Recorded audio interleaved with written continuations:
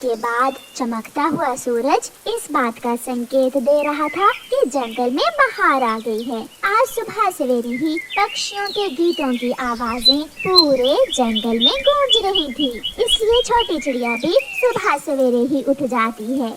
सूरज की रोशनी और पक्षियों के संगीत बता रहे हैं कि बहार आ गई है। मैं जल्दी से जाकर अनार के पेड़ को देखती हूँ। मम्मा, मैं भी जाऊंगी देखने बहार कैसे आती है, मुझे भी बताइए। फिर वो माँ बेटी अपने घर से निकलती हैं। सच सच में अनार की नई कोंपलें फूट रही हैं। इसका मतलब अब बहार शुरू है। मम्मा, क्या अनार के पेड़ की फूटी हुई कोंपलें बहार का संदेश लेकर आती हैं? हाँ बेटी, जब मैं छोटी सी थी तो मेरी मम्मा बताया करती थी कि जब बहार आती है तो सबसे पहले अनार के पेड़ के नए पत्ते निकलना शुरू होते हैं। गुड़िया बेटी, अब आप घर जाओ और मैं जंगल के दूसरे पक्षियों को बता दूं। बहार आने की खुशखबरी मैं सबको बता दूं। गुड़िया घर चली जाती है और मम्मा चिड़िया शोर मचाती हुई जंगल जाती है। बहार आ गई, बहार आ गई, अनार का पेड़ फूट रहा है, बहार आ गई। चिड़िया, बहार आ गई, क्या अब हम फिर से लौटकर अपने जंगल वापस जाएंगे? चिड़िया रुकती है।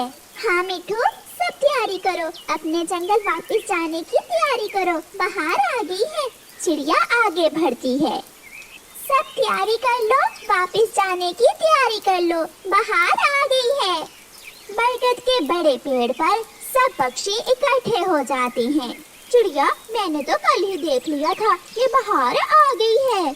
कल सुबह हम सब अपने जंगल वापस चले जाएंगे। दुखों के दिन खत्म हुए, अब हम अपने जंगल वापस जाएंगे।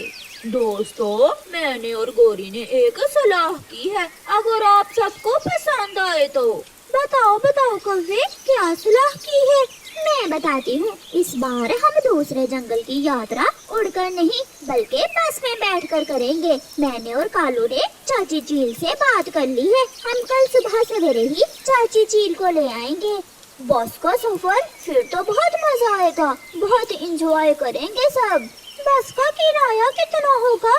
केवल 20 दाने चावल के। फिर तो बहुत अच्छा है, 20 दाने चावल देकर हम उड़े बिना अपने जंगल वापस पहुंच जाएंगे। चिड़िया खामोश थी। कालू कौवा चिड़िया से पूछता है, चिड़िया, सबसे ज्यादा बहार के आने का शोर तुम मचा रही थी और अब चुप हो, क्या बात है? आप सब बस पर वापस जाओगे, मगर मेरे पास तो बस का किराया देने के लिए 20 दाने चावल नहीं है। मैं कैसे जाऊंगी? छोटी चिड़िया, तुम जैसे गरीब पक्षी ऐसे मौके पर हमेशा दूसरों को परेशान करते हैं। जाना कैसे है? तुम अपनी बेटी को साथ लेकर उड़कर आ जाना। फिर सब अपने अपने घरों को चले जाते हैं। मम्मा, क्या बात है, कुछ हुआ है?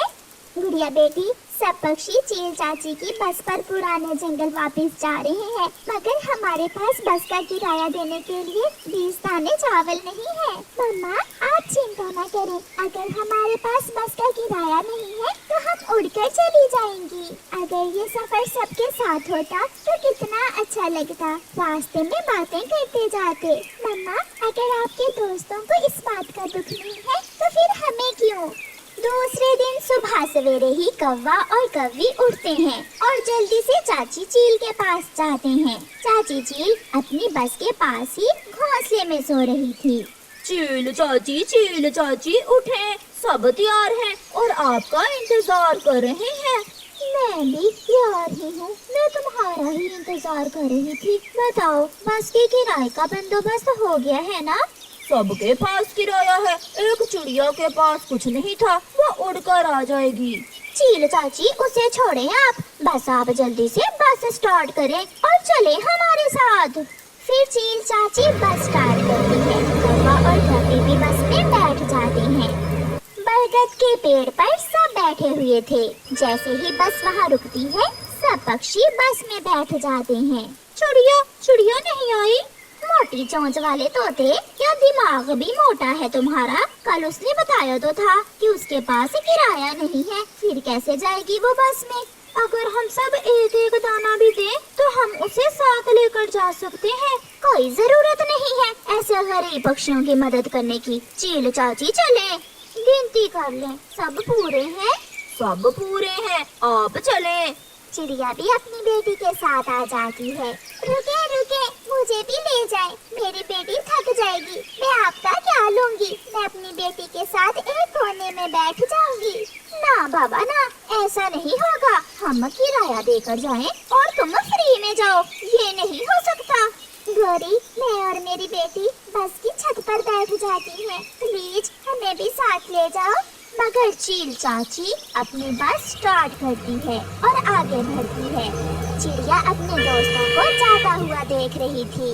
मम्मा, आप सामान उठाएं और चलें, यहाँ बैठने का कोई फायदा नहीं है। ये बैग किसका है? मेरा है, ये मेरा बैग है। मोटी चोंच वाले, इसे अपने पास रखो, यहाँ मैं अपना सामान रखूंगी। तोता अपना बैग उठाकर अपने पास रख लेता है। चाची चील, इसे थोड़ा तेज चलाओ, कैसी पुरानी बस लग रही है। चील चाची रेस बढ़ाती है और बस को तेज कर देती है। मम्मा चिड़िया और गुड़िया बहुत पीछे रह जाती हैं। तेज उड़ने के कारण वो बहुत थक जाती हैं और एक पेड़ पर बैठ जाती हैं। गुड़िया, गुड़िया बेटी, मुझसे और तेज नहीं उड़ होता। थोड़ा थोड़ा आराम करने के बाद हम फिर से उड़ेंगे। गुड़िया थकी तो नहीं थी, मगर वो भी अपनी मम्मा के साथ बैठ जाती है। नदी के ऊपर से गुजरते हुए चाची चील की तबीयत अचानक खराब हो जाती है। मेरी आँखों के सामने अंधेरा छा रहा है, मुझे कुछ दिखाई नहीं दे रहा। ऐसा कहते हुए चाची चील बस रोक लेती है। क्या हुआ चाची चील? सोया हुआ कबूतर भी उठ जाता है। लगता है नदी का पानी देखकर चाची चील को चक्कर आ गया है। तुम में से किसी को बस चलाना आती है क्या? कालू जी, क्या तुम चला सकते हो बस? नहीं गोरी, मुझे तो साइकिल नहीं चलाना आती, बस कैसे चलाऊंगा? मैंने एक बार बचपन में खिलौना बस चलाई थी, मैं ट्राई करता हूँ। रहने दो मोटी चोंच वाले, खुद भी मरोगे और हमें भी मारोगे। सब अपने अपने बैग उठाकर बस से बाहर बैठ जाते हैं। शाम भी हो जाती है। वो सब बहुत परेशान थे कि उस अजनबी जंगल में रात कैसे गुजारेंगे। पीछे से चिड़िया और उसकी बेटी गुड़िया भी पहुंच जाती हैं। सबको वहां रुका हुआ देखकर मम्मा चिड़िया और उसकी बेटी भी वहां रुक जाती हैं। क्या हुआ, आप सब यहाँ क्यों रुके हैं? सब ठीक तो है? चिड़िया चाची चील को अचानक चक्कर आने लगे हैं और हम में से कोई भी बस चलाना नहीं जानता। चिंता न करें दोस्तों, हम सब आज रात अपने अपने घर में सोएंगे। आपने तो मुझे पीछे छोड़ दिया था, मगर मैं भी आपके साथ ही जाऊंगी। सब बैठे बस में।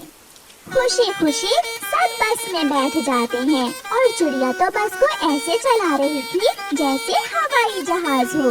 बस तेजी से आगे बढ़ती है। याहू, अब आया मजा। चील चाची बस ऐसे चलाते हैं।